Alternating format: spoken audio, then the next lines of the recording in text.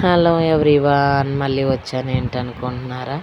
ఏం లేదండి, నాగమ్మ తల్లి గుడి కొత్తగా, అంటే ఆల్రెడీ గుడి ఉండేది, దాన్ని పెద్దగా కొత్తగా కట్టారు. ఆ గుడికి అయితే విగ్రహాలని స్పాన్సర్ చేశారు.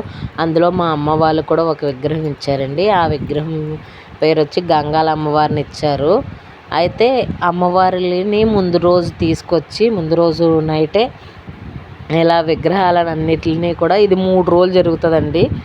ఇప్పుడు సండే పండగ అయితే ఫ్రైడే నైట్ ఇలా విగ్రహాలు తీసుకొస్తారు. ఫ్రైడే నైట్ విగ్రహాలు తీసుకొచ్చి ఇలా వీడియోలో చూపించిన విధంగా ఏం చేస్తారంటే ఊరంతా కళ్ళకు గంతలు కట్టి తీసుకెళ్తారు.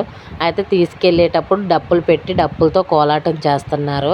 నాకు కొంచెం ఎక్స్పీరియన్స్డ్ ఉండడం వల్ల నేను కూడా వాళ్ళతో పాటు చేరి కోలాటం చేశాను.